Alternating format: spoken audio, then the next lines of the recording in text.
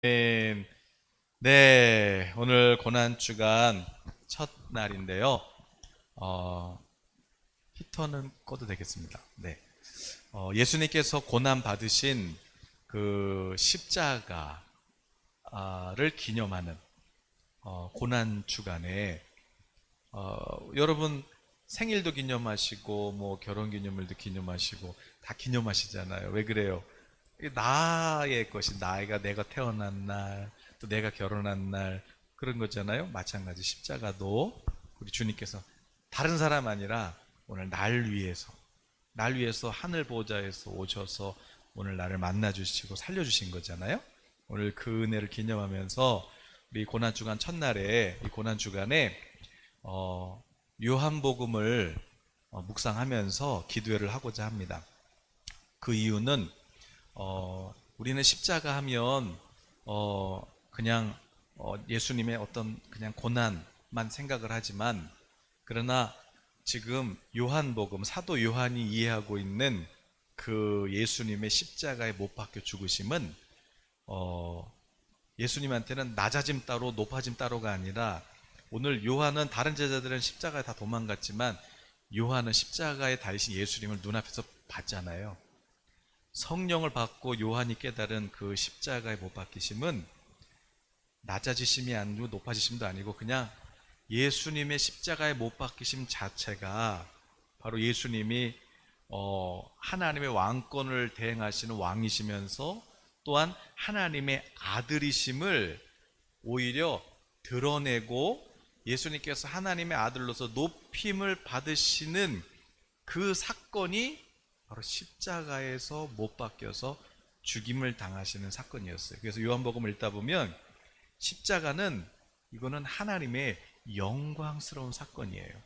그래서 오늘 이 고난 주간에 그럼 나도 고난만 받아야지가 아니라, 그 예수님께서 고난 받으심이 바로 하나님의 아들이심을 증명하시고 나타내시고 선포하시는 사건인 것을 저희들이 오늘 요한복음을 읽으면서 볼 수 있기를 바라고, 그래서 우리가 이제 요한복음 우리가 뭐 짧은 며칠 동안 뭐 요한복음을 어떻게 다 이해할 수 있겠어요. 그러나 우리가 그냥 잠깐이라도 우리가 요한복음 그냥 구조를 한번 보고 살펴보고, 그래서 요한복음을 통해서 우리가 하나님의 그런 음성을 듣는 그런 시간이 됐으면 좋겠고, 이제 이 설교는 우리 매 주일 설교도 모든 예배가 우리 이렇게 카톡방에 올려진 선거는 비공개라서 이제 아는 분들만 보는 것이고, 또 유튜브에 올리는 건 그냥 설교만 올리는 거잖아요. 똑같이 그렇게 하도록 하겠습니다. 그래서 오늘은 이제 요한복음인데 본문을 먼저 읽고 그리고 한번 시작을 할게요. 요한복음 2장, 요한복음 2장 1절에서 11절까지만 오늘 잠깐 읽겠습니다. 같이 한번 읽어보시면, 사흘째 되던 날 갈릴리 가나에 혼례가 있어 예수의 어머니도 거기 계시고 예수와 그 제자들도 혼례의 청함을 받았더니 포도주가 떨어진지라.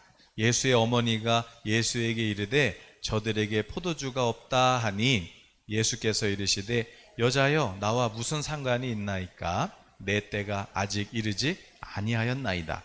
그의 어머니가 하인들에게 이르되 너희에게 무슨 말씀을 하시든지 그대로 하라 하니라. 거기에 유대인의 정결 예식을 따라 두세 통 드는 돌 항아리 6이 놓였는지라. 예수께서 그들에게 이르시되 항아리에 물을 채우라 하신즉 아귀까지 채우니 이제는 떠서 연회장에게 갖다 주라 하심에 갖다 주었더니, 연회장은 물로 된 포도주를 맛보고도 어디서 났는지 알지 못하되 물 떠온 하인들은 알더라. 연회장이 신랑을 불러 말하되 사람마다 먼저 좋은 포도주를 내고 취한 후에 낮은 것을 내거늘 그들은 지금까지 좋은 포도주를 두었도다 하니라. 예수께서 이 첫 표적을 갈릴리 가나에서 행하여 그의 영광을 나타내시며 제자들이 그를 믿으니라. 아멘.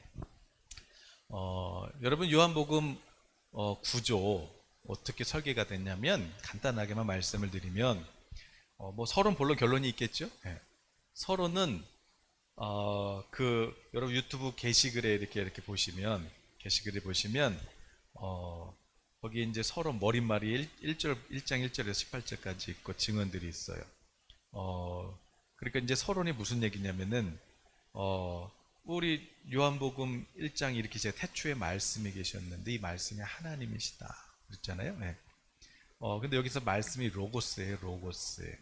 그러니까 요한 사도가 이 요한복음을 쓸 때 이 어떤 배경으로 썼냐면은 그 당시 헬라인들의 그 이해를 배경으로 쓴 거예요. 그 로고스에 대한 이해.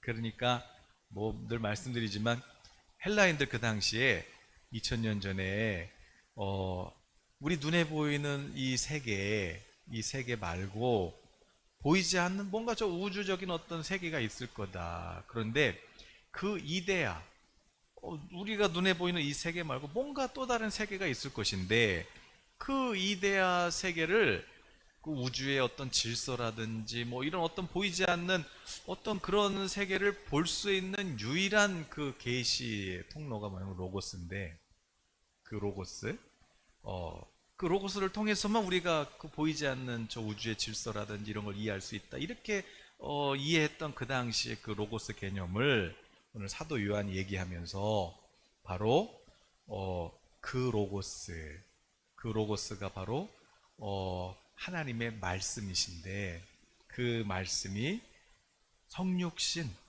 사람으로 오셔서 오늘 우리에게 오셔서 그래서 우리가 그 로고스이신 예수님을 통해서 우리가 보이지 않는 하나님의 그 영원한 나라, 하나님의 통치, 하나님의 지혜, 그것을 우리가 볼 수 있고 알 수 있다. 그래서 본다, 안다 이 단어가 믿음이라는 단어랑 그 당시 헬라인들에게는 봐야 알죠. 뭐 이해가 돼야 믿는 거죠. 그래서 안다라는 단어가 믿음이랑 단어랑 거의 같이 쓰였단 말이에요. 그 통로가 이제 로고스. 그분이 예수님이시다. 그분이 누구예요? 하나님의 아들이시다. 그러니까 보이지 않는 그 저 위에 있는 세상, 그 영원한 세상, 이 하늘나라 이것을 육신이 알 수가 없잖아요. 그런데 로고스이신 말씀이신 지혜이신 예수님이 육체로 입고 오시면서 이제 육체도 영적인 것을 알 수 있는 지혜를 얻게 된 것이죠. 그래서 뭐 언뜻 보면 그냥 헬라 세계 그냥 그렇게 얘기하는 것 같은데 알고 보면 요한복음은 구약 성경 얘기예요. 구약 말씀. 그래서 뭐 겉으로는 그냥 로고스 얘기하고 이런 것 같지만 1장 1절부터 무슨 얘기예요? 태초에 하나님께서 말씀으로 천지를 창조하셨다 이렇게 선언하는 거예요. 그게 어디 나와요? 창세기 1장 1절부터 나오죠.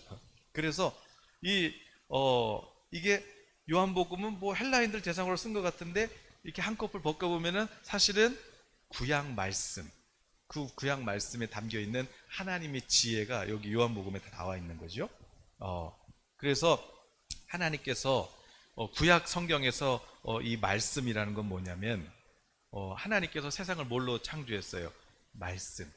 그래서 말씀은 창조고 또 하나님께서 그 율법 이스라엘 유대인들 율법 모세한테 어떻게 알려줘? 율법이 십계명이 어떻게 새겨졌어요? 모세한테 하나님께서 말씀하심으로.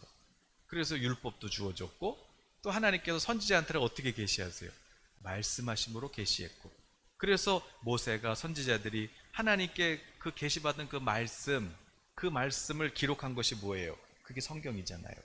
그게 성경. 그래서 구약에서 이 말씀이라는 것은 이것은 하나님의 창조요, 계시요, 그리고 하나님을 알 수 있는 그 어떤 구원의 유일한 수단이 말씀이란 말이에요. 근데 그 말씀이 오늘 우리한테 찾아오신 거예요. 그래서 오늘 우리도 새 창조, 그리고 하나님을 알아가는 계시, 그리고 우리가 구원받을 수 있는 유일한 방법, 예수님이신 거죠. 바로 그 말씀이 우리에게 오셨어요. 그분이 예수님. 그래서 그게 이제 1장 1절에서 18절에 머릿말에 나오는 것이고, 그리고 그 예수님에 대한 그 말씀에 대한 이제 증언들이 나오는 거예요. 그럼 그 로고스가 왜 오셨냐? 그럼 예수님 왜 오셨냐? 왜 오셨냐? 그거에 대해서는 사람들이 증언이 나와요. 세례 요한도 증언하죠. 보라, 저분은 세상 죄를 지고 가시는 하나님의 어린 양이시다, 이렇게 선언하죠. 그리고 그래서 이 요한복음 이렇게 읽다 보면은 와서 보고, 그리고 뭐라 그래요? 신앙 고백해요. 주님은 그리스도시고 하나님의 아들이시고, 주는 왕이시고 주님 임금이시고 참된 하나님이시고 하나님의 아들이시고, 그리고 나서 어떻게 돼요? 주를 따라요. 그러니까 요한복음에 어떤 구조예요? 와서, 그리고 예수님은 보고, 그분을 보면 어떻게 돼요? 세상에 비치니까 눈이 떠져요. 그럼 어떻게 돼요? 고백해요. 신앙 고백하는 거예요. 주여, 주여 하나님이십니다. 그러고 나서 이제 어떻게 돼요? 주님을 따라가는 거죠. 그게 요한복음의 지금 그런 형식이에요. 그리고 요한이 세상 죄를 지고 하는 하나님의 어린 양이시다. 그런데 또 뒤에 누구 나와요? 그 외에 우리 나다나엘이라는 사람 나오잖아요. 나다나엘이 뭐라 그래요? 나사렛에서 무슨 선한 또 메시아가 태어나냐? 나사렛이라는 동네도 어떻게 베들레헴이지 나사렛이냐? 그렇게 또 선언을 하고, 참 선지자십니다. 네가 그 무화과나무 아래에서 그거 있을 때 그 성경 볼 때 그거 내가 다 보고 있었다. 참 선지자시고, 그리고 또 뭐 내가 메시아를 만났다 그러고, 그리고 너가 거기서 뭐 봤냐면은 그 구약 성경에 야곱이 돌베개 베고 이렇게 잠자고 있는데, 그런데 하늘 문이 열려 가지고 천사가 오르락 내리락 하는 거 너 그거 읽고 있었지? 아니, 그걸 어떻게 하셨어요? 그런데 그것보다 더 큰 일을 내가 너에게 보여줄게. 더 큰 일이 뭐예요? 야곱이 이스라엘 됐잖아요. 그런 것처럼 이제 하나님이 통치하셨던 그 이스라엘, 선택한 이스라엘이 아니라 이제는 새 이스라엘, 바로 이제 야곱이 이스라엘 된 것처럼 참된 하나님의 백성, 참된 이스라엘 백성, 새 백성을 창조하시려고 예수님께서 오셨다. 그럴 때 나다나엘이 뭐라고 고백합니까? 당신은 하나님의 아들이시고 이스라엘의 임금이십니다. 이렇게 고백하죠. 그러니까 말씀이 오셨어요. 왜 오셨어요? 사람들이 증언을 통해서 말씀하는 거예요. 바로 저분은 우리를 죄와 사망에서 구원하시기 위하여 오신 하나님의 왕권을 가지신 통치자이신 그분이 로고이스이신 그 주님께서 오늘 우리에게 오셔서 십자가에 죽으시고 부활하심으로 말미암아 오늘 우리의 구주가 되셨다, 우리의 그리스도가 되셨다. 이것을 요한복음에서 말씀하고 있는 것이지요. 기도했는데 또 이게 딱딱하죠? 네. 그래도 이제 요한복음이 어떻게 생겼는지는 알아야 되니까, 이제 본론은 뭐냐면, 이제 본론은 이제 두 가지로 나눠요. 본론은 첫 번째는 뭐냐면 표적들 얘기예요. 요한복음은 표적들의 책이에요. 표적들. 그래서 요한복음 2장 1절부터 12장 50절까지가 1장부터, 그러니까 2장부터 12장까지가 뭐냐면 표적들 나와요. 그런데 몇 개의 표적이 나와요? 7개 표적들이 나와요. 7개 표적. 어떤 표적들이 나오냐면 2장에서는 우리 오늘 읽은 가나라는 동네에서 혼인잔치가 있었는데, 이제 포도주가 떨어졌고 물을 포도주로 바꾸는 그런 표적이 나오고, 또 4장에서는 어떤 왕의 신하, 고관의 아들을 이제 주님이 치유하시고 살리시는 그런 사건이 나오고, 5장에서는 그 베데스다라는 연못에 38년 된 중풍병자가 있었는데 예수님께서 그를 고치시는 그런 사건이 나오고, 6장에서는 물고기 2마리 보리떡 5개로 5,000명을 먹이시는 그런 사건이 나오죠. 그리고 6장에서는 예수님께서 물 위를 걸어서 호수를 건너신 표적이 나오고, 그리고 9장에서는 소경의 눈을 뜨게 해주신 그 표적이 나오죠. 그리고 마지막에 클라이막스로 11장에서 죽은 나사로, 4일 지난 나사로, 썩은 나사로를 다시 부활시키시는 그런 표적이 나와요.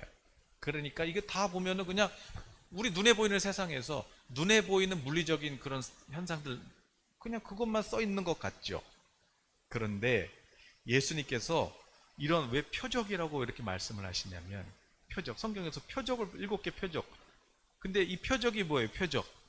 이게 영어로 사인이에요. 사인. 사인이 뭐냐면, 여러분 우리 간판이 뭐예요?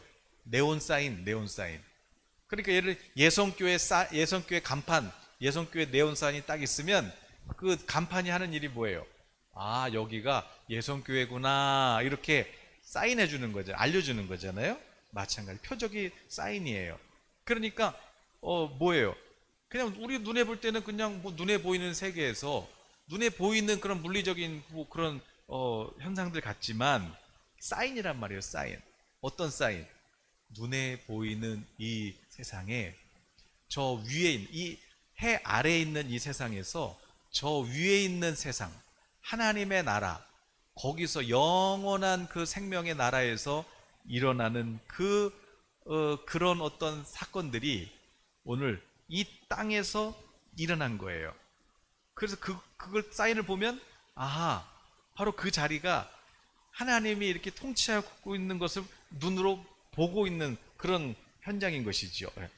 그런데 그러니까 우리는 그냥 만지는 사건이지만 그러나 하나님께서 보이지 않는 영원한 실체를 하나님의 실체를 우리에게 이렇게 나타내 주시는 그런 사건들을 7개를 쓴 거예요. 그러니까 이것을 볼 수 있게 해주신 분이 이제 성령님이시죠. 성령님. 근데 어떤 구조로 되어 있냐면 예수님께서 7개 표적을 행하세요. 근데 문제는 뭐냐면 사람들이 이 보이는 눈밖에 없잖아요. 그러니까 그걸 오해해요. 그걸 오해하고 그러니까 이제 예수님은 어떻게 해요? 그것에 대해서 오해한 사건에 대해서 다시 설명해 주시는 이런 형식으로 되어 있어요.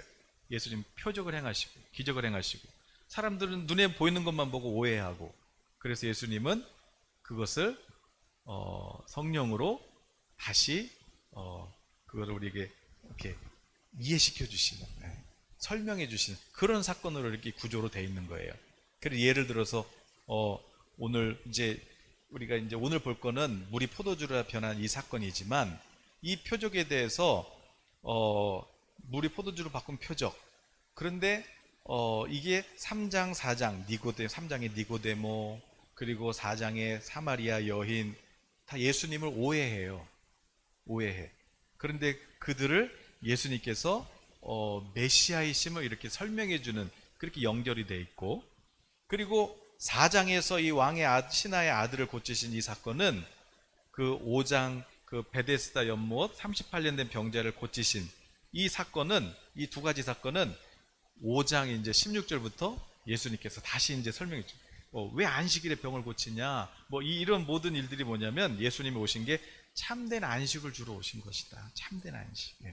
그래서 종말의 치유와 영생을 가져오시려고 예수님께서 오셨다라는 것을 설명하시기 위해서 이 두 가지 사건이 있는 것이고 또 6장에서 오병이어 그 먹이신 것은 광야에서 5천 명을 먹이신 사건이잖아요. 근데 이거를 제자들이나 유대인들은 어떻게 오해를 했냐면 예수님을 새로 모세로 이해한 거예요. 출애굽으로. 그 제2의 출애굽 사건으로 이해한 거예요. 그래서 이집트에서 이스라엘 백성들을 저 가나안 땅으로 이렇게 데려온 것처럼 광야에서 하나님이 막 떡을 주시고 막 물을 주셔서 그래서 출애굽한 것처럼 예수님을 어떻게 오해했냐면 예수님을 제2의 모세로 오해한 거예요. 그래서 정치 경제적으로 예수님께서 이스라엘을 저 로마와 식민지에서 우리를 이제 구원하시겠다는 어떤 그런 출애굽으로 이해를 한 거죠. 그러나 예수님의 그 설명은 뭐예요? 그래서 그 뒤에 설명은 내 출애굽은 이 출애굽이 아니고 이 땅에서 저 영원한 하나님의 나라로 옮겨지는 그런 영적인 출애굽이다. 이것을 설명해 주시는 그런 말씀들이 쭉 나오는 것이고 또 9장에서 소경을 고치신 것은 먼저 8장에서 내가 세상의 빛이야. 깜깜해도 빛이 비춰지면 보이잖아. 그러시다가 9장에서 깜깜했던 눈 소경을 딱 뜨니까 소경이 이제 하나님을 보게 되고 예수님을 만나게 되는 그런 치유 사건을 통해서 이제 10장에서는 선한 목자는 양을 위하여 자기 목숨을 이렇게 버리는 거야. 이렇게 이어지는 것이죠. 그리고 이제 마지막에 그 11장에서 나사로를 살리신 부활시키신 그 사건은 예수님께서도 이제 십자가에 죽으셨다가 부활하실 것을 미리 이렇게 예고해 주시면서 동시에 나사로 같은 저와 여러분들도 그 부활의 생명을 얻을 수 있다라는 것을 우리한테 가르쳐 주시려고 예수님께서 그 표적을 행하신 거예요.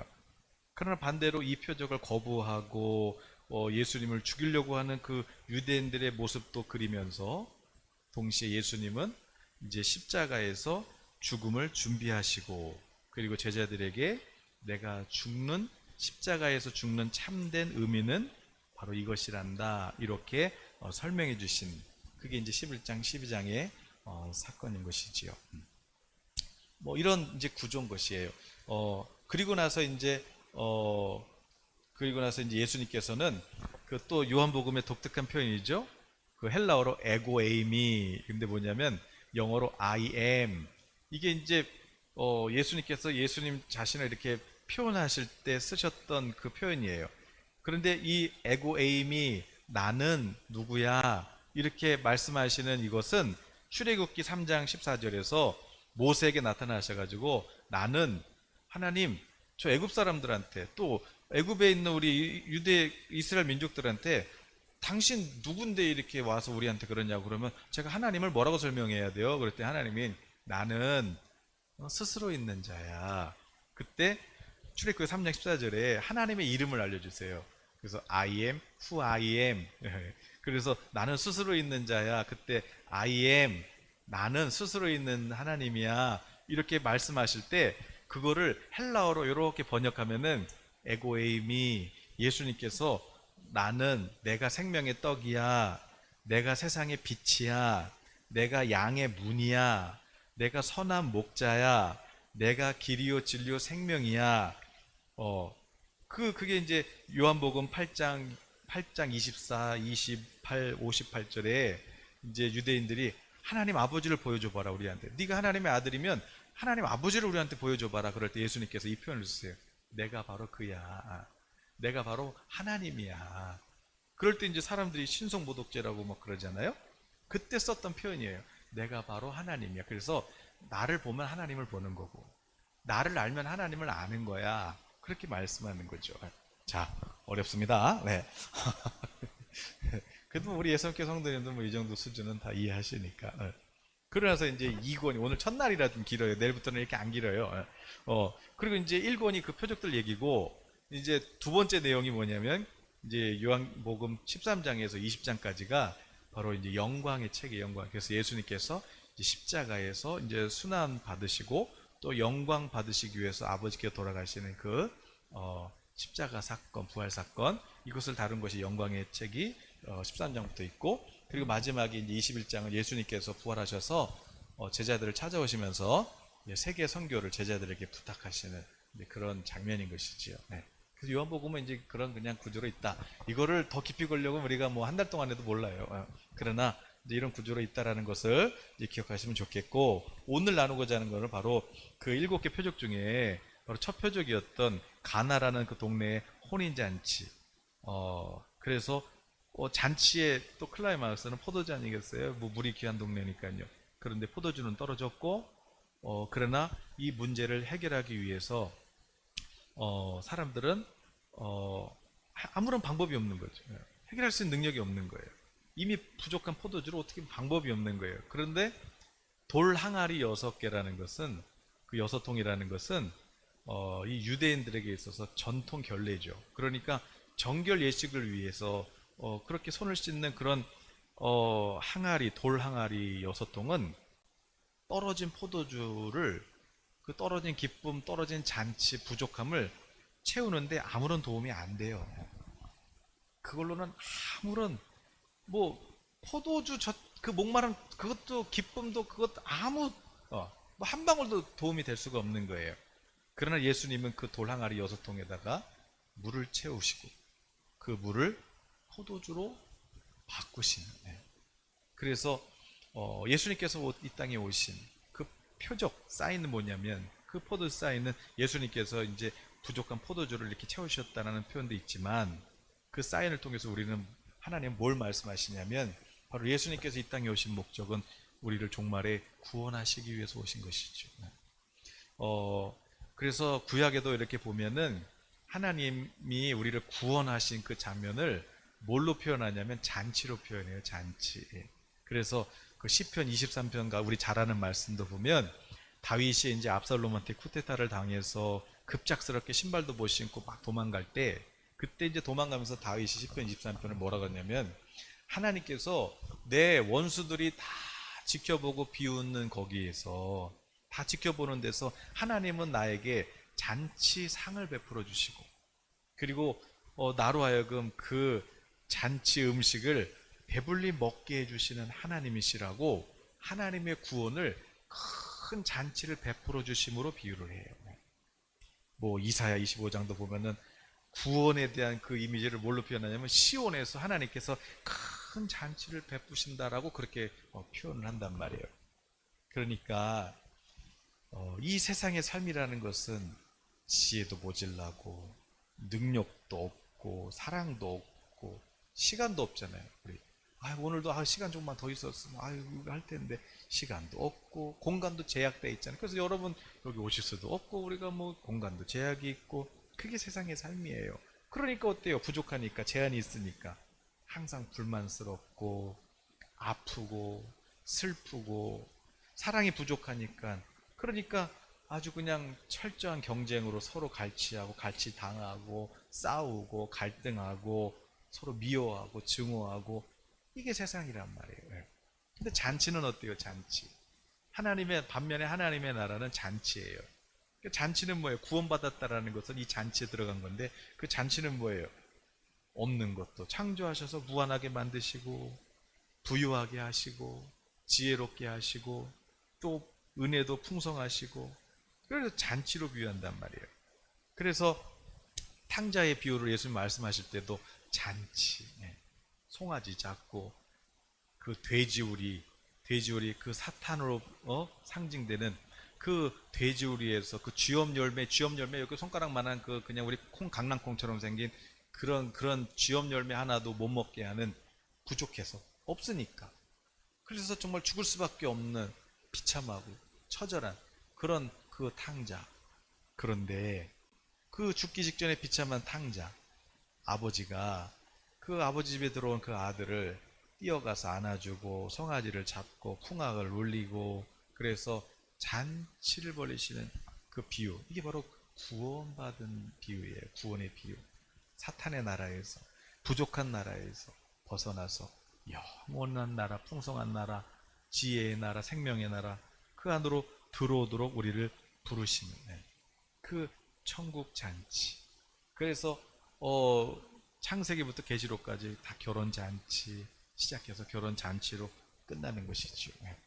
이게 바로 구원. 그러니까 오늘 요한복음 2장에서 이 가나 동네 혼인 잔치, 이 결혼식 잔치, 풍성한 잔치, 이 아래 나라에서는 부족하지만 저 위의 나라에서 오신 우리 주님 때문에 넉넉하게. 그런데 이 풍성한 잔치는 누구나 참여할 수 있는데, 신분이 꼭 주인, 그 결혼식 지금 뭐 주인이나 이런 사람들만 지금 연회장만 지금 그 잔치에 참여하는 것이 아니라, 노예, 하인, 이런 가장 낮은 신분에 있는 자들도 그 잔치를 맛볼 수 있게 되는 것이죠. 그러면서 예수님께서 이 잔치의 표적을 통해서, 그래서 계속해서 2장, 3장에서 3장, 4장에서 말씀하시는 것은, 바로 이 사건 다음에 예수님이 이제 고난주간 첫날 무슨 일을 하세요? 우리 뭐 그다음부터 얘기지만 예루살렘 성전에 들어가시잖아요. 예루살렘 성전에 들어가요. 그래서 거기서 소나 양떼, 그래서 이렇게 막, 원래는 집에서 흠없는 양 데리고 와야 되는데 귀찮으니까 이제 사람들이 종교가 돼 버리니까 이제 그냥 성전에서 샀단 말이에요. 이제 뭐 거기서 이제 사다 보니까 이제 뭐 이것도 팔고 저것도 팔고 하다 보니까 이제 완전 뭐 우상도 팔고 뭐 별거 다 파는 거죠. 예수님께서 이제 아무 효능이 없어져 버린 성전, 그냥 건물뿐인 성전. 그래서 예수님께서 그 성전을 이렇게 청소하시고 다 이렇게 엎으시잖아요. 그게 그러니까 뭐냐면, 이제 이거는 이제 효능이 없어. 이거 요 건물집, 이거는 이제 건물 성전은 효능이 없어. 이 성전이라는 것은 우리가 죄를 가지고 하나님 앞에 나오면 그 제사장을 통해서 그 피로써 우리 죄를 덮으심으로 하나님과의 교제가 회복되는 그 유일한 잔치 장소가, 이 잔치로 들어가는 장소가 이 성전인데, 이제 그 효능이 떨어져 버린 거예요. 그러니까 이제 예수님께서 어떻게 해요? 이 성전은 다 무너뜨리고 내가 3일 만에 새 성전을 짓 거야. 바로 그게 내 몸이야. 그러셨죠. 예수님께서 이 사건을 통해서 죄를 덮고, 오늘 우리가 죄 때문에 고통받고 있는 우리를 하나님과 다시 교제할 수 있도록 그렇게 우리를 회복해 주시는 유일한 장소가 예수님인 거죠. 예수님. 근데 어떤 관계로? 아들로서, 자녀로서, 상속자로서 그렇게 하나님과 교제를 회복할 수 있도록 하나님이 아빠가 되어 주실 수 있도록 예수님께서 그렇게 화목 제물로 십자가에서 죽으시기 위해 오신 것을 말씀하시는 성전 사건. 그리고 또 그 대상은요, 그 요한복음 3장의 니고데모는 뭐냐면 그 유대인 중에서도요 최고 엘리트예요. 그러니까 율법에 가장 능통한 사람, 율법의 최고봉이에요. 율법의 최고봉. 그런데 그 율법의 최고봉부터 4장에는 누가 나와요? 4장에는 원래는 예루살렘에만 성전이 있어야 되는데 이게 이제 다윗부터 시작해가지고 솔로몬으로 시작해서 이어져서 갈라지잖아요. 북이스라엘 남유다로 갈라져가지고 그럼 이제 원래 이제 남쪽에 예루살렘 성전이 있어야 되는데 이제 북쪽에도 약간 이제 짝퉁, 쉽게 하면 이단이죠. 이제 사마리아에 또 성전을 만들어서 이제 거기서 또 성전을 졌단 말이에요. 그런데 그 사마리아에 살고 있는 그 여인, 그런데 이 여인은 또 신분이 가장 비천해요. 그런데 유대인의 율법의 최고봉인 니고데모나 사마리아에 있는 가장 낮은 신분의 여인이나 둘 다 지금 누구든지 상관없이 주님은 물과 성령으로 거듭나면 돼. 최고봉이든 뭐 가장 천한 자든 물과 성령으로 거듭나면 돼. 너희들을 그렇게 구원하려고 내가 십자가에 죽으려고 온 거야. 예수님께서 하나님 세상에 이렇게 사랑하시는 독생자를 주셨다 이렇게 말씀하시면서 그래서 변질된 사마리아 여인이든지 아니면 율법의 최고봉이라고 자랑하든지 하든지 주님께서는 누구든지 다 구원받을 수 있도록 그래서 영생하도록 솟아나는 그 은혜를 누릴 수 있도록 성령과 진리의 예배를 드릴 수 있도록 예수님께서 우리를 구원하러 오신 분, 그 예수님, 그것을 설명하기 위해서 오늘 이 첫 번째 표적, 가나 혼인잔치 물을 포도주로 바꾸신 이 표적과 그리고 3장 니고데모, 4장 사마리아 여인까지 이 표적이 이어지고 있는 것이죠. 이렇게 요한복음은 표적 나오고 사람들은 오해하고 당신이 누군데 야곱도 아니잖아요. 야곱은 이스라엘, 난 참 이스라엘, 새 백성. 이렇게 나는 만나, 하늘에서 온 만나, 출애굽 사건 아니, 하늘 출애굽이야. 이렇게 표적하시고 그리고 표적 사인, 하늘에 있는 영적인 사건을 물리적인 우리 이 땅에서 하나님이 이렇게 보여주시는 사인, 그게 표적이죠. 그렇게 표적을 일으키시고 사람들은 오해하고 그것에 대해서 예수님께서 설명해 주시는 이런 형식으로 되어 있다. 이게 이제 오늘 첫날이니까 이렇게 그냥 조금 어렵게 얘기를 했어요. 자, 중요한 건 뭐예요? 이제 오늘 저와 여러분의 기도인 것이지요. 자, 오늘 저와 여러분의 기도.